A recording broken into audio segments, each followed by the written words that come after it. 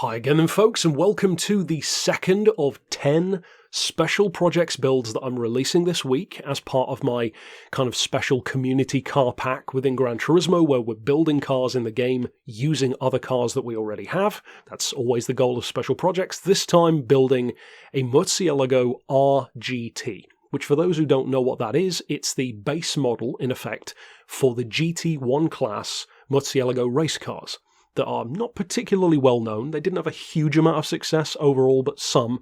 But it is a very cool car. Those who played Project Gotham will remember the car, of course. And of course, we are using the LP640 as the base model. Technically, that's not what it was based on, but it's the closest we can get. So, as far as this build goes, this is a Secret Santa collab with another creator. They have no idea I'm doing this, so be sure to give them some love. First of all, as far as the parts you need, you want your Stage 1 weight reduction.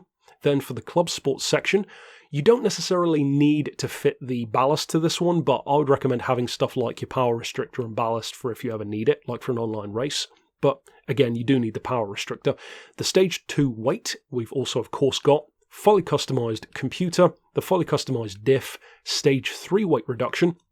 On this particular one, I actually have not gone for the body rigidity. You could go for it though, because again, it is supposed to be a race car, so I'll leave that down to you. As far as the racing, you want your racing silencer, your either drilled or slotted discs, it really makes no difference, and your racing pads. Of course, fully customized suspension, the clutch and flywheel. You definitely want your torque vectoring centered diff, and your Stage 4 weight with, of course, the transmission, and once again, racing hards. Now, on this one, just like the SLR 722 from earlier today, I've gone for racing hards so that then you can see what it can do with just standard racing tyres. If you want to give it mediums or softs, it will be even quicker, but they'll wear out quicker, the point level will be higher, etc. And then for the extreme section, I haven't fitted anything here, so I'll leave that all down to you.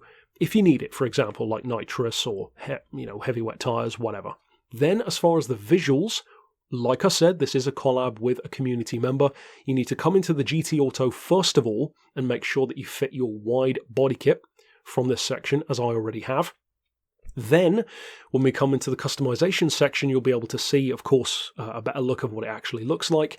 This is the user who created it, and these are some of the tags that you can search for the particular car to find it in the search section. They, again, have no idea I'm doing this, so definitely give them some love from me. I haven't changed, if I recall correctly, anything that they've done, so I just fitted their design to the car and it's good to go. Then, to go into, of course, my part of the tune, which is the actual tuning under the bonnet stuff in effect, come back into the garage, then jump into the car settings, and then, of course, we can really get to work. Now, as you can see, once again, it sits right in Group 3 territory. Around 730, less power than the standard car, 590, that's what the real one, or the real ones even, were running. The only downside to this one is the weight. It is technically too heavy, but unfortunately there's nothing I can do about that. I will say, this tune is the one that I was the most cautious going into, because the Murcielago, especially back in like Gran Turismo 5 and 6 in particular, it's the kind of game, I don't even recall if it was in 5, but definitely in 6, it's one of those cars that just had really weird handling to try and get a hang of. Coming into this one, making it even quicker with racing parts, I was worried that it might be too unruly. I tell you what I've done to this car, if you do try this tune, I think you'll be shocked at the difference between how this handles and how the stock one does. It might be one of my favourites that I'm doing this week, so I would definitely urge you to try this one out. So fit your racing hard tyres. As far as your suspension, we've gone for the ride height literally right down to the ground, just like the real cars are, super low. Some people dislike going that low because of bouncing on the road, so if you want to change it, of course you can. We've got the anti-roll really high, set on 8 front and back. The compression on 38 front and rear, with a much lower 40 on expansion. 3.75 on the frequency, again quite a high setting, with only 1.5 degrees of camber, a lot lower than you might expect. 20 degrees in, or 0.20, for the rear toe, then 0.15 out on the front. That really helps with stability. And this section, the diff and the split, this is where the real magic is done. So, set all of your front settings all the way down to 5, then 20, 30, and 30 for the rear with, and this might seem strange, a 95% bias toward the rear.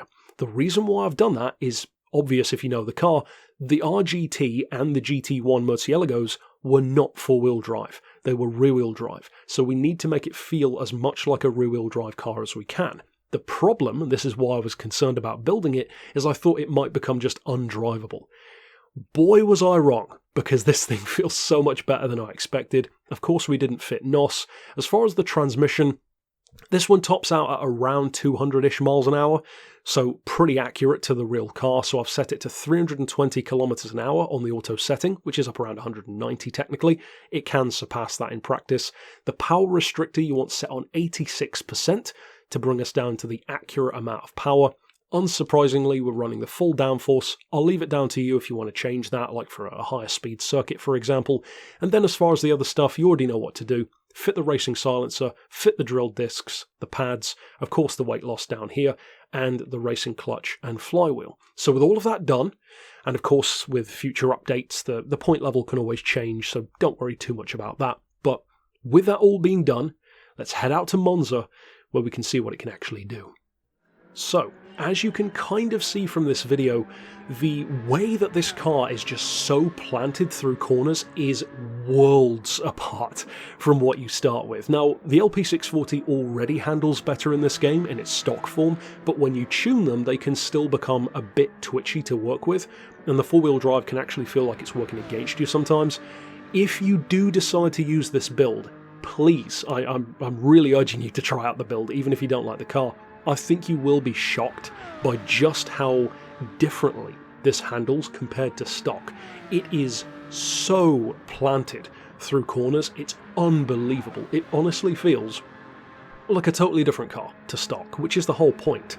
Of course, it's never going to feel quite as hardcore or as lightweight as the actual car, because we can't make it as lightweight or as hardcore as the actual RGT would be, but it's about as close as we can get within the game. The point level is accurate to where it should roughly be, and if you do decide to use it, you will have a ton of fun. So give the creator who made the design some love from me, and of course if you're enjoying these special projects builds, definitely stick around for more this week for the rest of the other 10 cars. And if you haven't already, check out the build I already did for the SLR 722 GT. But until next time, I'll see you then, and for now, as always, thanks for watching.